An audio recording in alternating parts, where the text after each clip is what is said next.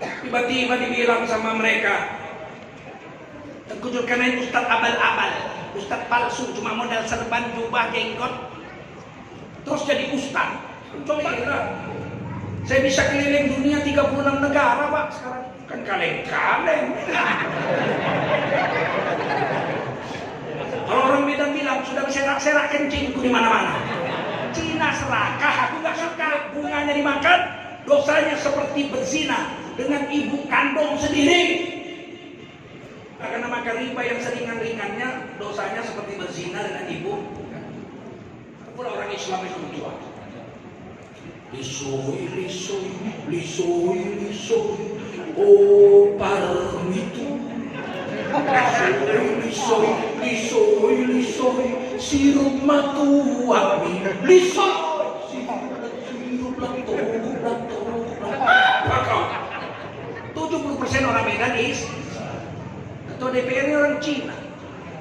Hanya orang salah pilih loh.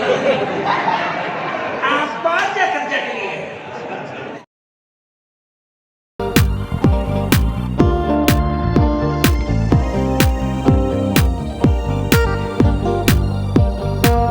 Wassalamu ala Rasulillah wa ala alihi wa sahbihi wa mawalah. Allahumma salli wa sallim ala hadha nabiyil karim sayyidina wa habibina wa maulana Muhammadin wa ala alihi wa sahbihi ajma'in. Amma ba'du, qala Allah ta'ala fi kitabihil karim, a'udzu billahi minasy syaithanir rajim. Bismillahirrahmanirrahim. Wa ta'awanu 'alal birri wat taqwa wa la ta'awanu 'alal itsmi wal 'udwan. Wattaqullah, innallaha syadidul 'iqab. Qala Rasulullah sallallahu alaihi wasallam, man kharaja fi talabil ilmi fahuwa fi sabilillah hatta yarji. Baginda Rasul bersabda, siapa keluar untuk mendapatkan ilmu, orang itu adalah orang yang berjihad fi sabilillah sampai dia kembali ke tempatnya. Mudah-mudahan kita semua mendapatkan pahala jihad dari Allah SWT. Amin. Shadaqallahul azim wa shadaqa rasulun nabiyyul karim wa nahnu ala dzalika minasyahidin wasyakirin walhamdulillahi rabbil alamin. Kalau enggak duit bunganya dimakan, dosanya seperti berzina dengan ibu kandung sendiri. Benci kita, benci enggak? Bapak-bapak saudara senang nggak berzina sama ibu kandung? Senang atau benci? Kalau begitu benci dengan riba, karena makan riba yang seringan-ringannya dosanya seperti berzina dengan ibu. Benci pada kemaksiatan, kita benci. Tuan, minum tuan haram. Harus pula orang Islam itu tuan. Lisoi, oh parmitu. Lisoi, sirup matu api. Lisoi, sirup lato.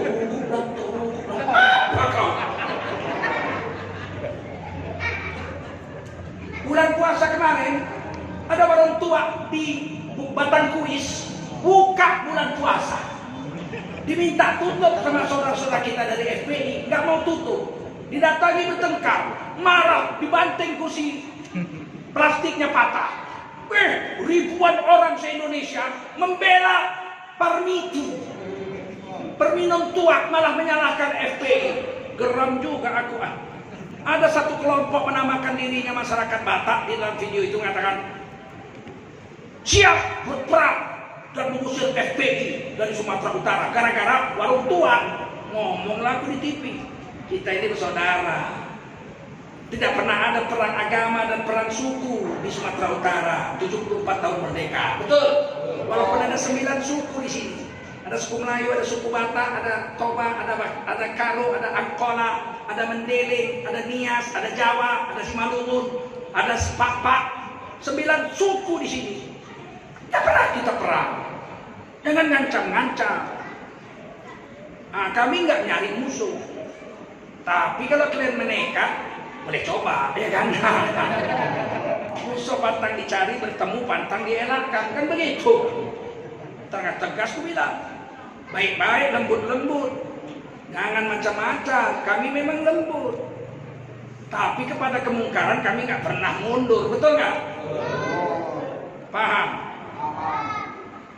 Kalau kita minta tutup tempat judi, kita mau tutup tua, tiba-tiba datang orang menyerbu anak-anak muda kita dari FPI atau dari Kaumi, gara-gara membela warung tua, membela warung judi. Kira-kira kita berpihak kepada FPI Kaumi atau berpihak kepada orang yang berbuat mungkar itu?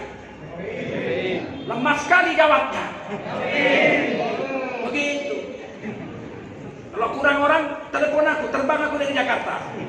Kalau 3-4 orang masih bisa lah. Iya, 3-4 orang bukan sombong, masih bisa lah aku. Kasih.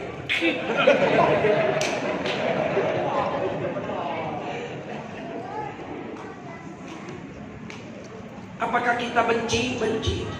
Tapi benci kepada kekufuran, kepada kefasikan, dan kepada perbuatan maksiat.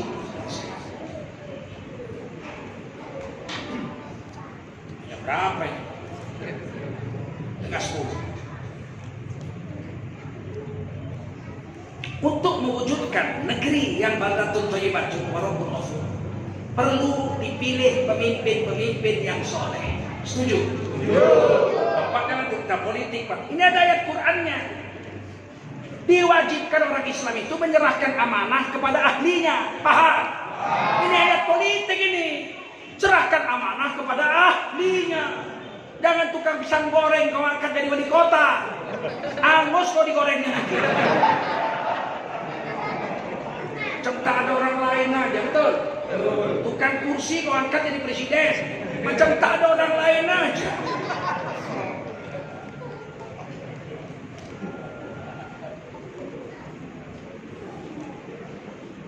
Pilih anggota DPR yang soleh-soleh, betul?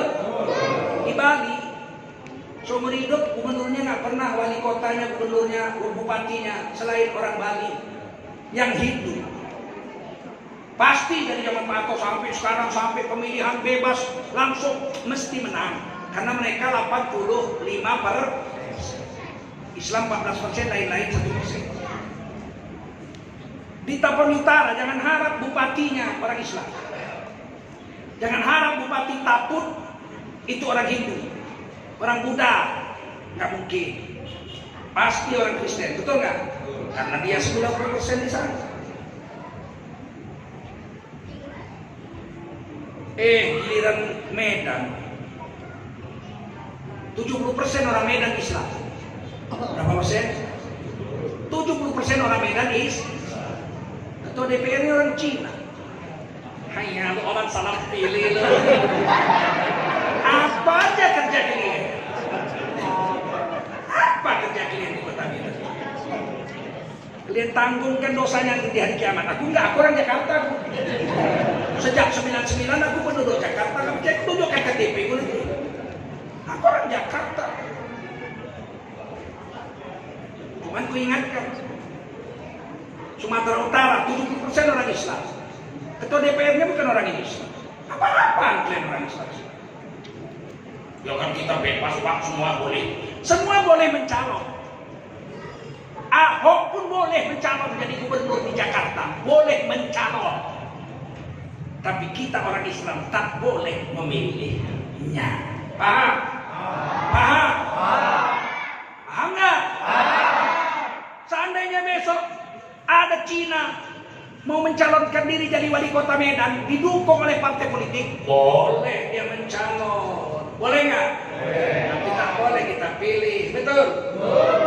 Melarangnya Quran. La tattakhidul kafirina awliya min dunil mu'minin. Selagi masih ada orang Islam di situ, tak boleh kau pilih orang selain Islam jadi pemimpinmu. Pak, wali itu artinya sahabat dekat, Pak. Bukan, wali itu bukan pemimpin, Pak, bukan penguasa. Wali itu artinya kawan dekat.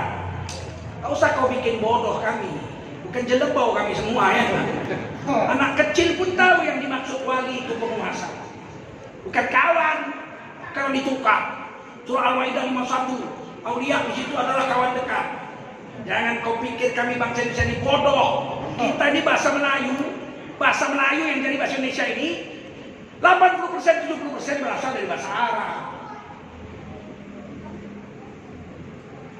Anak SD kelas 5 mau bagi rapor, kata gurunya, Udin, saya Bu Guru, besok pembagian rapor, Din, siap Bu Guru, kamu harus datang dengan walimu mengambil rapor besok. Besoknya datang si Udin, dibawanya kawannya. Udin, ya Bu, mau ngapain ambil rapor? Ini siapa, Din? Ini Joko, Bu. Kawan dekat saya. Oh, kan kamu disuruh bawa wali. Ibu ngerti nggak? Wali itu kawan dekat, Bu. Ditekekkan gurunya kepalanya.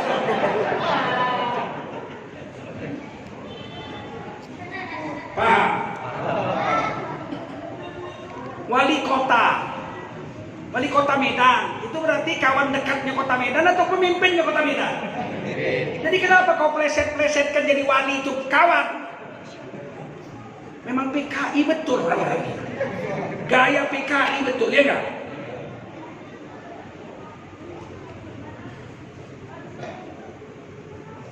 Begitu.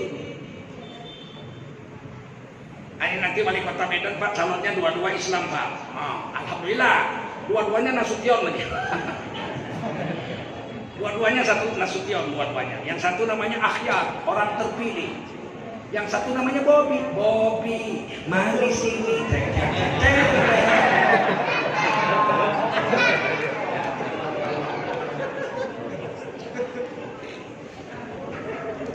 Siapa dipilih? Pilihlah orang yang pernah berbuat baik untuk agama. Paham? Allah, wali kota Medan sekarang ini nggak beres, kerja prestasinya nggak bagus. Ya, lawannya belum pernah pun jadi duduk. Betul? Yang sudah duduk kurang bagus. Lawannya malah belum pernah duduk kok. Kita pilih yang didukung oleh para ulama. Siap? Siap? Awas kalian kalau tahun depan ketua DPRD-nya dia lagi. Doakan sama Allah. Nanti datang tsunami nggak tahan, lihat. Ini baru Sinabung yang bantu ini.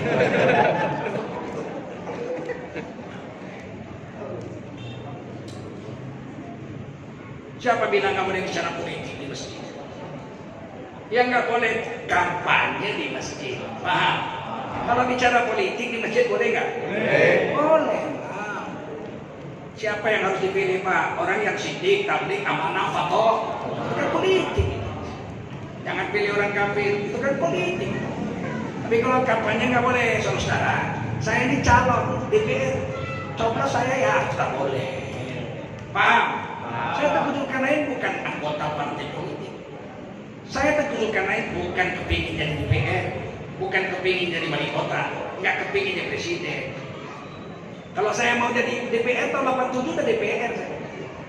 Dari panggil gubernur ke Harudin, dibawa Sultan Delhi, paman saya masih alur paman saya Sultan Delhi. Jumpa dengan Orde Baru kan tunjuk aja, kau yang nomor kualitas. Saya waktu itu lulusan terbaik Fakultas Sastra USU. Tahun 87 udah jadi dosen, saya umur 22 tahun, 23 tahun saya sudah jadi dosen. Muda saya sudah terkenal pula di Medan penyanyi dulu, ya. Qari membaca Quran lagi, khatib Jumat di mana-mana juga.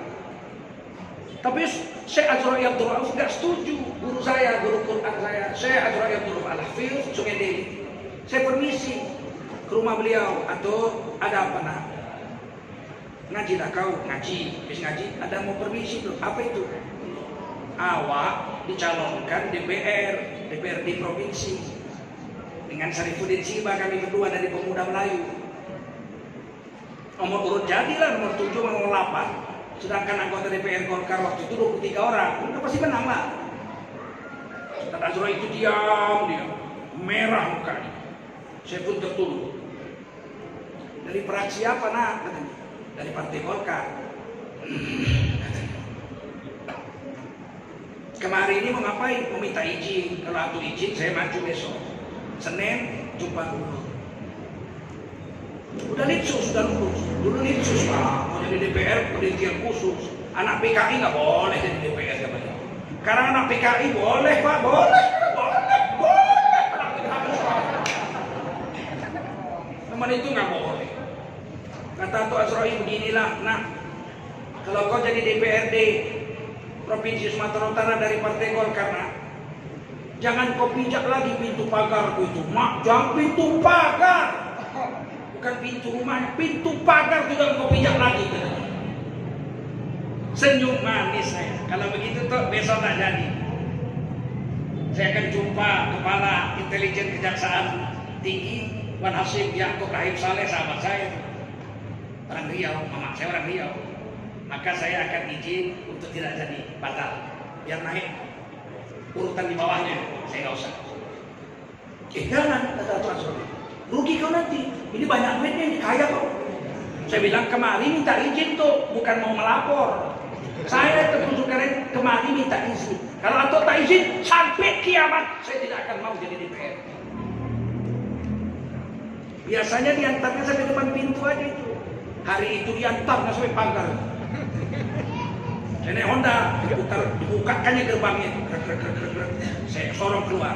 Saya jaga Honda itu di atas jembatannya, di atas titinya. Saya tutup pintu pagarnya, dipegangnya pagar, tengoknya saya. Masuklah tuh. Biasanya saya pergi kalau dia udah masuk. Tak mau. Zulkarnain dulu pergi, baru waktu masuk. Berkaca-kaca matanya. Saya pun, ya Allah, nangis saya. Saya engkol ke sepeda motor. Greng. Kemudian saya bilang, tuh, Assalamualaikum. Waalaikumsalam. Begitu saya mau maju, menjerit dia. Kalau kau yakin sama Allah, nak senang hidupmu nanti, nak. Berhenti saya. Yakin.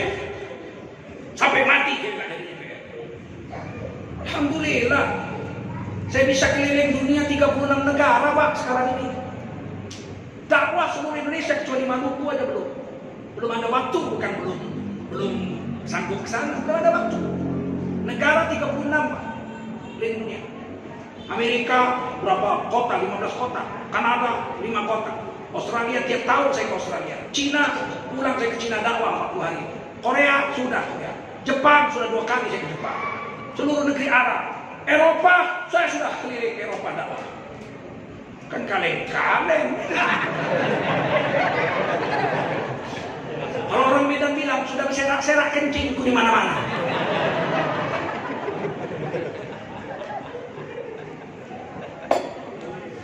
Tiba-tiba dibilang sama mereka, Tengku Zulkarnain Ustadz abal-abal, Ustadz palsu, cuma modal serban, jubah, jenggot, terus jadi Ustadz.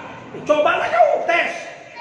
Besok kau biara jenggot pakai jubah serban, suka Jumat kau di sini, kalau nggak ama batu melulu kau. Ama batu. Kalau nyamar jadi polisi bisa, serban tegar pakai baju polisi nggak ketangkap, ya enggak?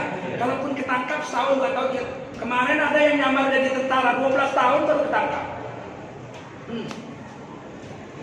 12 tahun tentara palsu baru ketangkap. Polisi palsu 2 tahun 3 tahun baru ketangkap. Kalau ustadz palsu belum ama ba'du udah ketangkap. Baru mulai alhamdulillah la kalau kata ilah.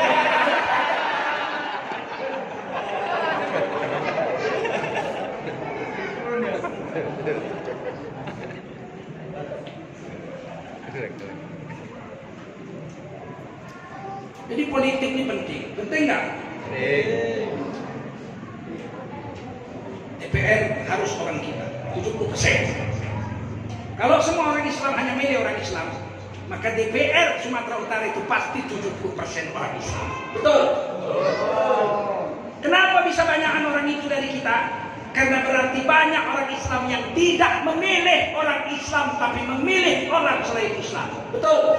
Padahal sudah diingatkan nenek moyang kita, nggak usah pakai hadis lah, pakai pantun Melayu aja. Kalau ada pisang awak, buat apa pisang lilin? Kalau ada orang awak, buat apa orang lain? Betul? Ini nggak usah pakai hadis, pakai pantun aja udah jelas. Ulangi pantunnya biar apa? Kalau ada pisang awak, bilang pilih? Kalau ada orang awak, buat apa orang lain? Paham? Begitu. Kalau dua-dua orang awak, pilihlah yang mana masak di karpet, yang mana masak di pokok. Betul? Bapak bisa ngawak, Pak. Iya, yang satu di karpet. Masak. Nah, kulitnya kuning. Kalau dimakan, kempet. Kalau dua-dua bisa ngawak, dipilih yang satu di karpet, yang satu di masak pohon. Pilih yang mana? Pandainya kalian politik. Itu aja kok payah betul, Pak. Tukang pisang goreng mau jadi wali kota gara-gara bapaknya pejabat. Itu namanya pisang karbet, betul nggak? Pisang karbet digoreng manis juga, pahit. Paham? Paham? Nanti. Dan nanti udah tutup lah ceramah ini.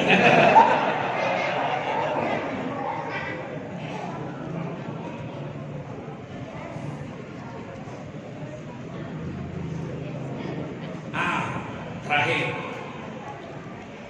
kata nenek moyang kita bersatu kita teguh, bercerai kita kata Quran, wa ta'awanu 'alal birri wat taqwa, dan tolong menolonglah kamu hai orang Islam sesama kamu dalam perbuatan baik, dan tolong menolonglah dalam perbuatan takwa.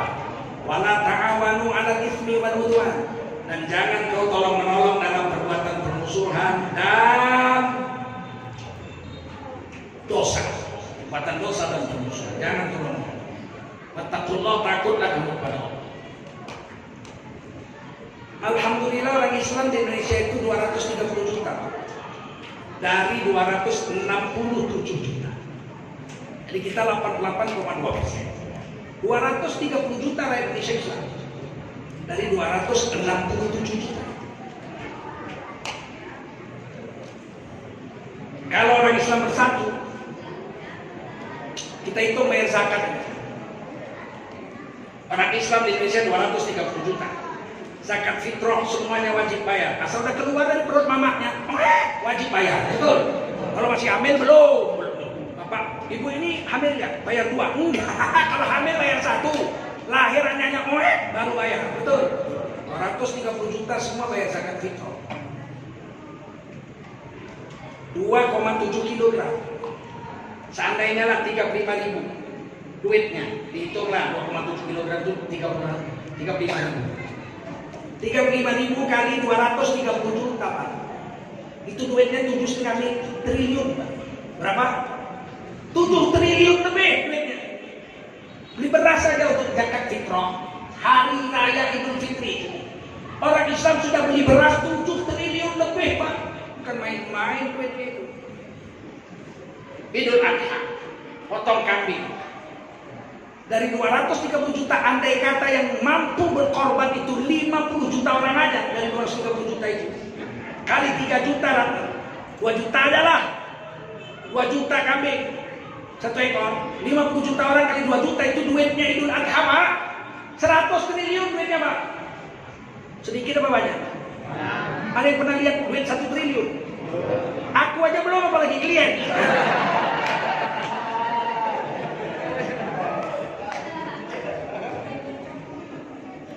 Itu baru bayar zakat dengan beli makan.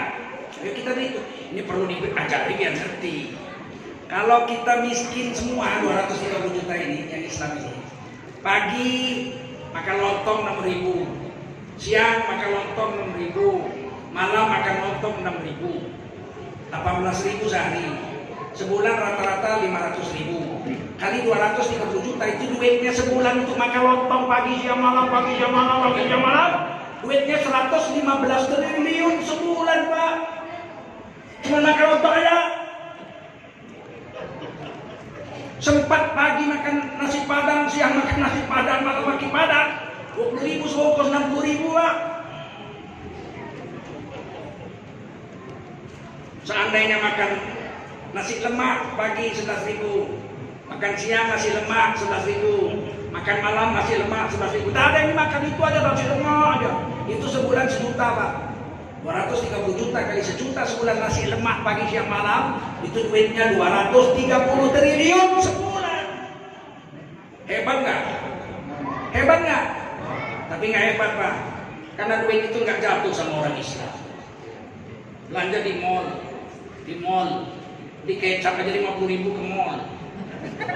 Selain kecap belinya di Maret, Januari, Februari, Desember. Sampai di pinggir hutan tempat monyet kawin ada Maret. Warung-warung orang-orang pribumi orang Islam tutup semua. Kemarin 4 bulan saya Covid, pas memeriksa pesantren saya di Medan di Setiabudi. Nggak bisa pulang ke Jakarta tutup, lockdown. Saya 4 bulan di Medan. Alhamdulillah Pak, semenjak kawin nggak pernah kami sebulan sama istri bersama, nggak pernah. Pengantin baru pun awal udah tinggalkan istri awal. Kerja saya ke Malaysia, disuruh rektor USU pergi ke Malaysia. Pergi saya, tinggalkan istriku, nangis juga malam. Inilah jadi anak buah sial kalian kan. Ini pengantin baru ditinggal, aduh. Tapi lockdown kemarin 4 bulan setempat tidur aja sama bini. Tengok hidungnya mancung juga bini. Ternyata biniku cantik. 4 bulan Pak, nggak pernah kami pisah.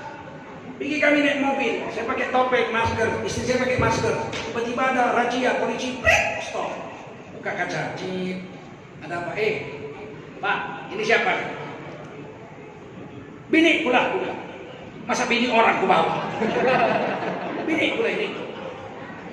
Saya pakai cadar pakai topeng juga masuk. Menurut peraturan Pak harus pindah ke belakang istri Bapak. Mak jangan, ku bilang. Ini biniku. Ketularan corona Pak, ke belakang. Diam kau di tempat tidur, ku peluk-peluk ini.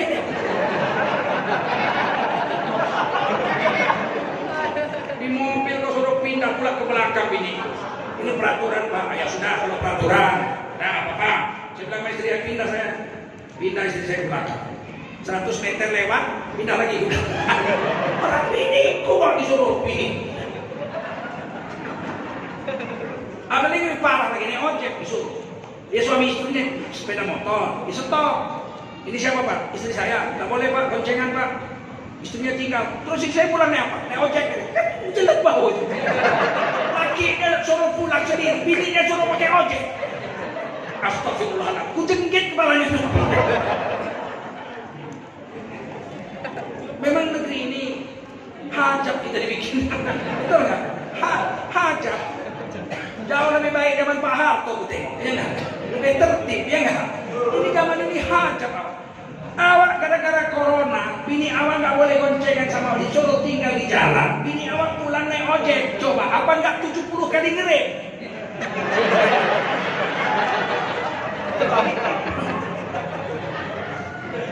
Nggak paham aku aturan sekarang ini. Paham?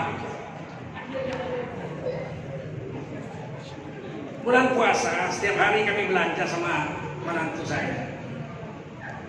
Beli beras, beli kecap, beli itu satu warung. Beli sayur warung lain, beli buah warung lain. Satu lagi ubi. Saya itu kalau bulan puasa bikin keripik ubi di kayu, singkong, disambar. Dulu kenapa saya 1 bulan penuh itu aja saya. Buka puasa bakwan, korma, bakwan, sholat maghrib, habis maghrib itu aja aku makan, keripik ubi itu aja. Teringat aku ibuku. Dulu waktu saya masih muda-muda, dibikinkannya 1 kaleng kongguan itu, keripik ubi. Saya kan makan nasi sahur aja. Kalau buka tuh nggak makan nasi saya. Pulang tadarus dari masjid jam 12, kadang jam 1. Membaca lagi Quran, saya menamatkan Quran itu 3 hari sekali. Itu saya makan keripik ubi yang dibuat emak saya itu. Jadi kemarin saya teringat betul sama ibu saya. Karena saya di Medan, rindu kali saya, ibu saya udah wafat. Belilah keripik singkong sana ubinya. Hari ketiga, menantu saya bilang, menantu saya Ustaz, habis Quran 30 juz, sekolahnya di Thailand. Dia bilang, Buya, kenapalah kita belanja sampai 4 warung? Pergi aja ke mall, 1 tempat ada semua. Tengok, aku tekek kan anak tu.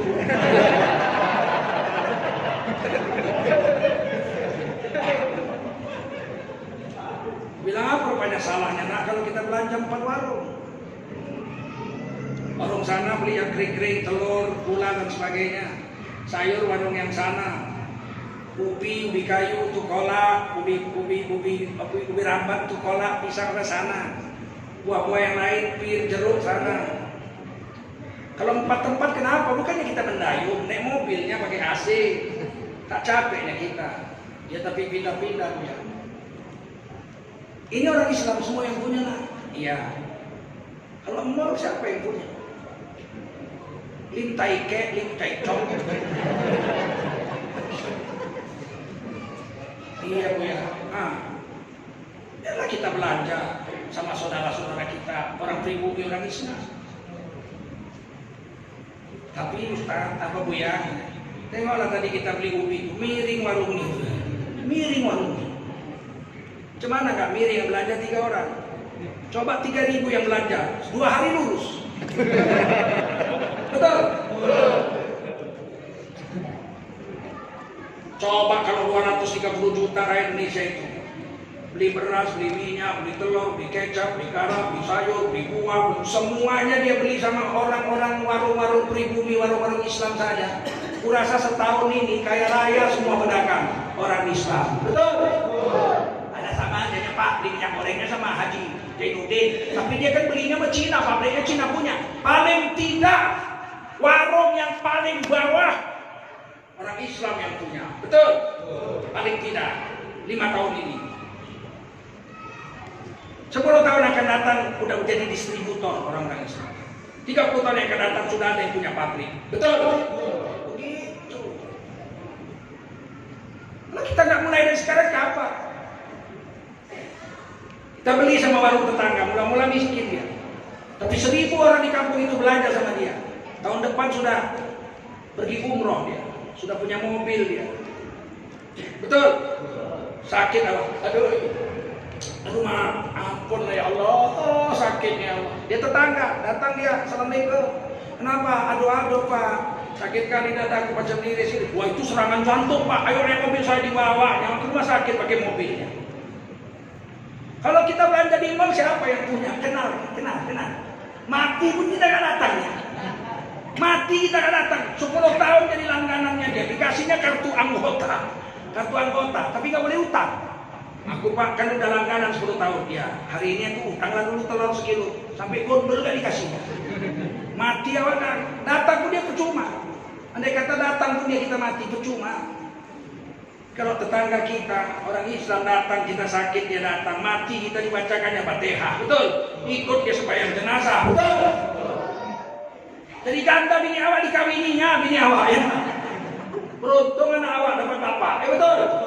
Ya kawin 2 dia Pak. 2 pun kan Islam 2 yang bininya. Apa salahnya? Tertujuh karena ini pro poligami. Enggak, biniku 1. Siapa bilang biniku 2? 1 bini. Itu adalah 1 itu. 1 pun hajab apalagi 2. Paham? Mulai besok ibu-ibu, bu, belanjalah di warung tetangga saja. Siap?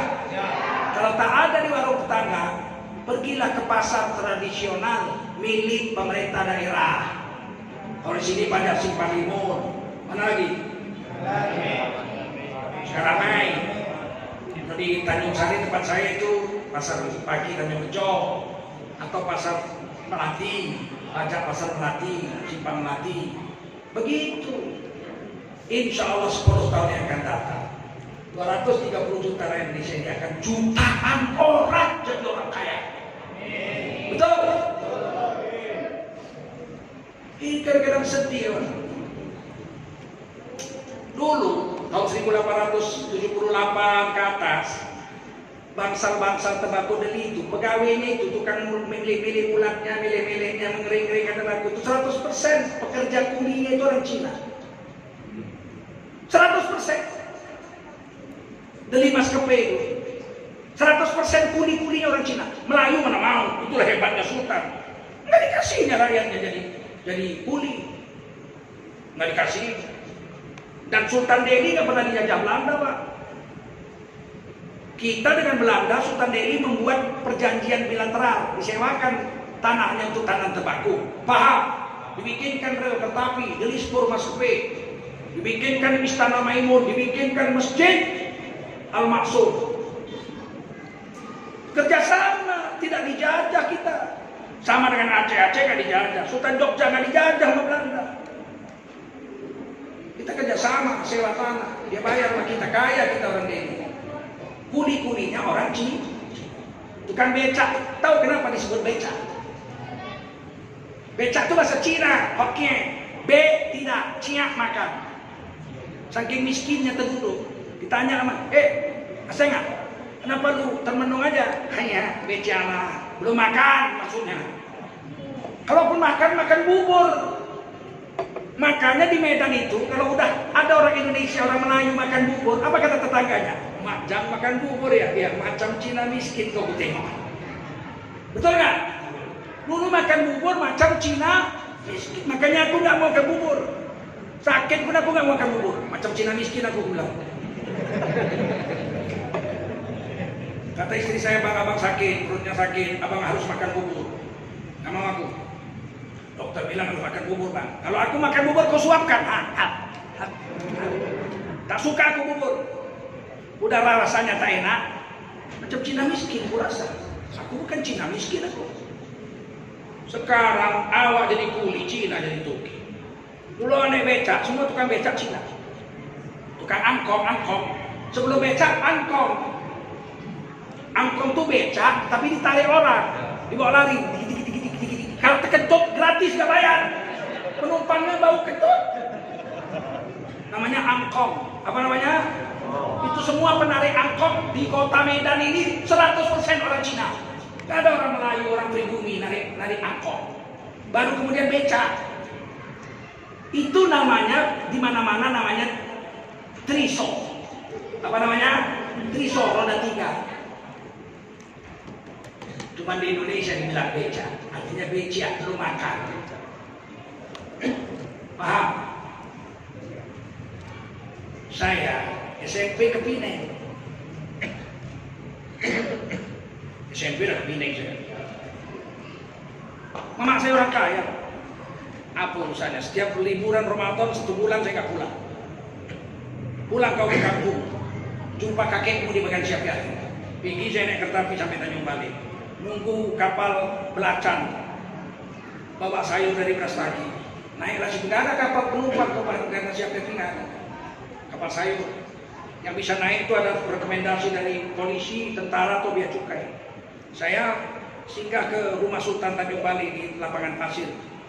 Nenek saya itu nenek Sam, istri Sultan Tanjung Balai itu saya tidur situ sampai ada kapal. Di depannya itu ada bea cukai.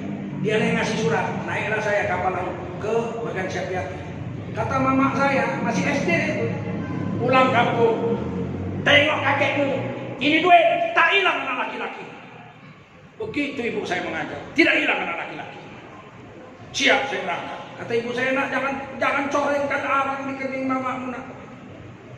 Nangis ibu, jangan corengkan arang di kening ibumu nak. Iya Umi, saya bilang, sampai mati saya akan bikin malu Umi.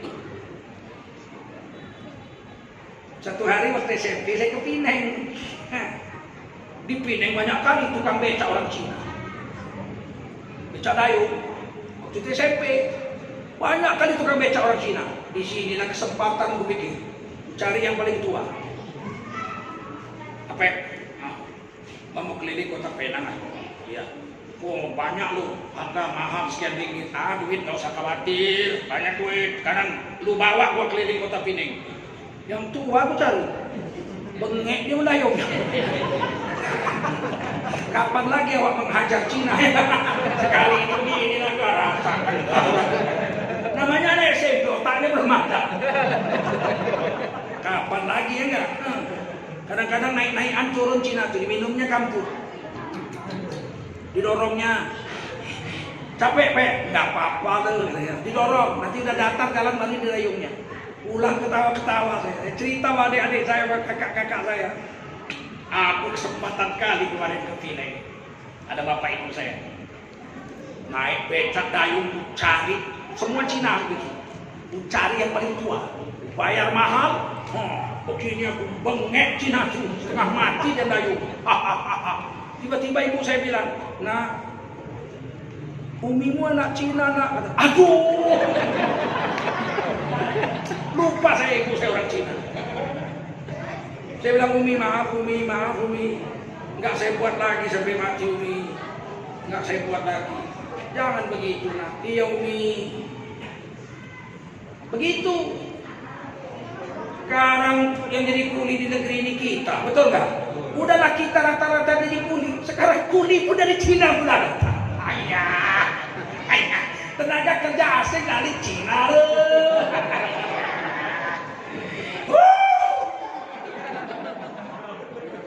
Salah pilih pemimpin. Kata Tengku Zulkarnain katanya, Tengku Zulkarnain anti Cina. Ibuku anak Cina. Paman-pamanku, kakek-kakekku, moyang-moyangku Cina semua, nggak ada yang Islam. Cuma ibu saya yang Islam. Apa kan nggak lihat mataku sipit, kulitku putih. Tengok nih, kulit Cina nih. Tapi itu Zulkarnain Tengku bapakku. Bapakku Tengku, ibuku Cina. Bencikah saya dengan Cina? Tidak. Nggak boleh benci orangnya. Benci kepada perbuatannya. Cina serakah, aku nggak suka, betul? Sedangkan orang Melayu serakah aja aku jijik. Apalagi udah Cina serakah pula. Begitulah hidup ini Pak. Kalau kita nggak bersatu Pak, sampai kiamat nanti cucu kita jadi kuli.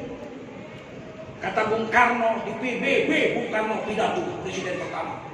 Kami bangsa Indonesia bukan bangsa kuli dan bukan kuli bangsa-bangsa. Sekarang kita jadi bangsa kuli dan kulinya bangsa-bangsa. TKI dikirim kemana-mana jadi kuli, betul? Bung Karno bilang kami bukan bangsa kuli-kuli dan bukan kuli bangsa-bangsa. Sekarang kita jadi kuli di bangsa-bangsa lain. TKI, TKW jadi kuli.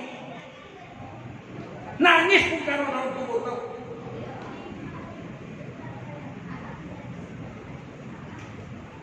Sekarang awak jadi kuli di negeri sendiri. Itu pun diambil pula lagi sama Cina. Bencinya, memang benci lah. Kalau pada orang Cina, nggak adil kurasa, betul? Betul? Nggak adil kurasa 90% orang Islam di Indonesia, 9% lagi orang lain agama, yang 6 lagi, yang 5 lagi.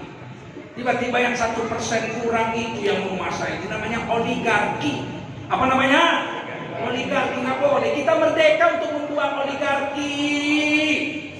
Penguasaan dari segelintir orang yang menguasai banyak tidak boleh itu. Kita mau merdeka supaya semua rakyat kita berdiri berkeadilan sosial bagi seluruh rakyat Indonesia. Bagi seluruh rakyat Indonesia. Bukan bagi sekelompok pemilik modal saja. Paham? Aku kalau mau kaya Cina ini. Nggak mau.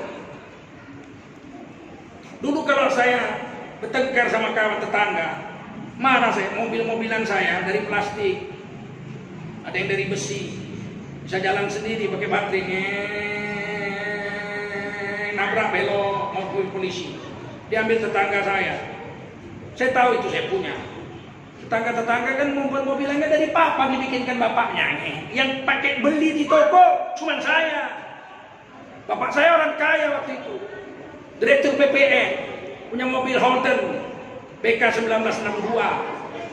Kakek saya dokter. Bertengkarlah saya, ini mobilku. Bertengkar, dilihat mama saya, panggil yang lain. Pulang nak, pulang. Jangan kau berkelahi. Mobilku diambilnya Umi. Mobil awak diambilnya. Biarlah, dia orang pribumi. Mamamu orang Cina nak. Ngalah nggak apa-apa, besok kita beli lagi mobil-mobilan baru. Begitu ibu saya. Negeri ini dia punya. Bilang bapakku Tengku. Ya bapakmu Tengku, tapi mamamu Cina lah.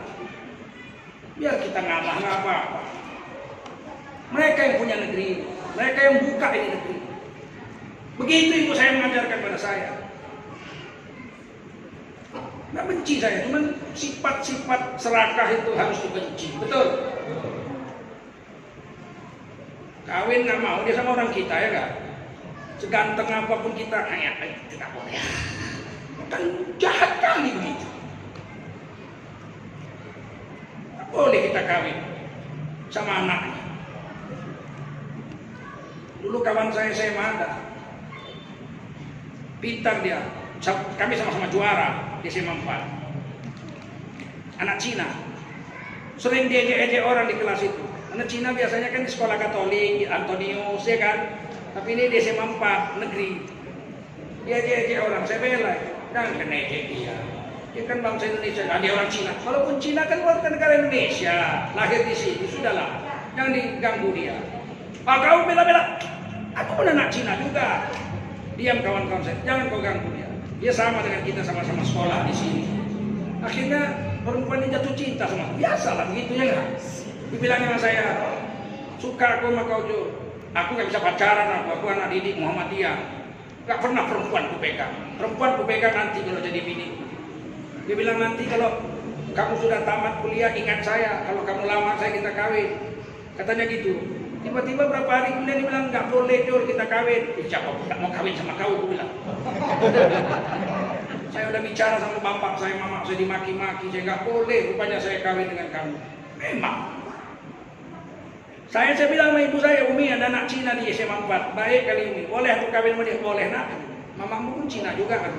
Tapi keluarga Cina itu bilang tidak boleh kawin selain sama orang Cina. Apa begini nasionalisme?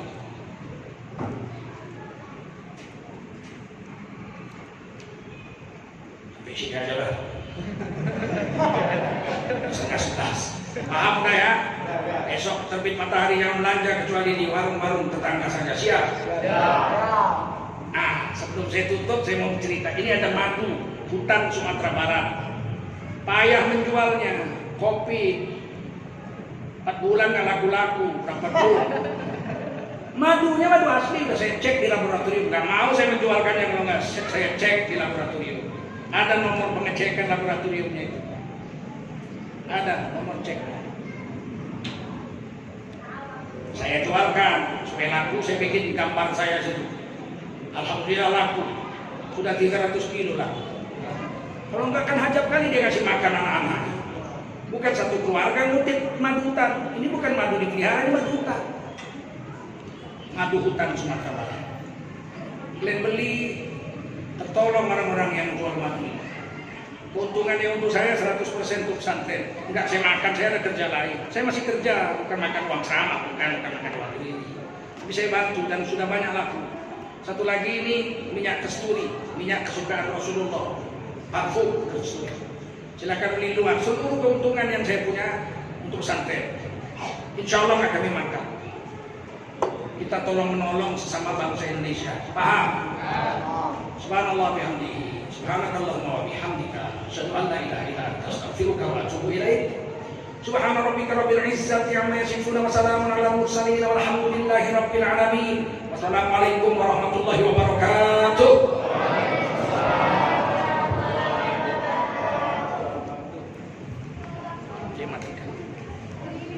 Ya jamaah-jamaah, alhamdulillah kita sudah mendengarkan usia dari Ibu Yaki dan juga orang lain.